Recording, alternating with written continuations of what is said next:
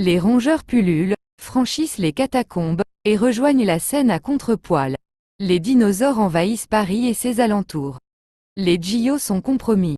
On fait un point avec notre correspondant présent sur le terrain. Il nous indique une atmosphère pesante, beaucoup de poussière, de la poussière d'étoiles. Les premières traces auraient été aperçues la veille, par des riverains. Ils témoignent sous anonymat. L'un d'eux cite: des gens couraient de partout, au départ, on pouvait penser à un attentat. Quand mes amis ont vu ce que c'était, ils ont crié et se sont mis à courir. Je les ai suivis pour me mettre à l'abri. Ce témoignage glaçant nous inquiète sur l'état de la situation. Les autorités en alerte, appellent les citoyens à la vigilance la plus accrue. Jusqu'à nouvel ordre, les parcs d'attractions et les carrousels sont interdits au public.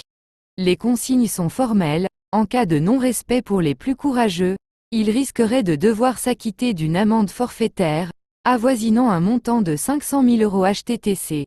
Ça en refroidit certains, mais d'autres ne le voient pas du même œil. Eux défient la loi et tiennent tête à leurs représentants. L'un d'eux a témoigné à visage masqué.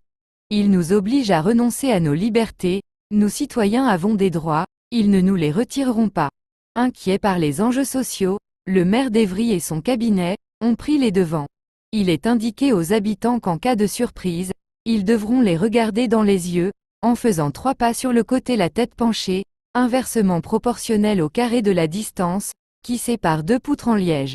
Marie, notre journaliste, est restée sur place, nous reviendrons aux nouvelles un peu plus tard. En attendant, penchons-nous sur la pelure des concombres, comment sont-elles récoltées, puis transformées, pour arriver dans nos assiettes. Patrick prend l'antenne depuis le Vélodrome, on l'écoute.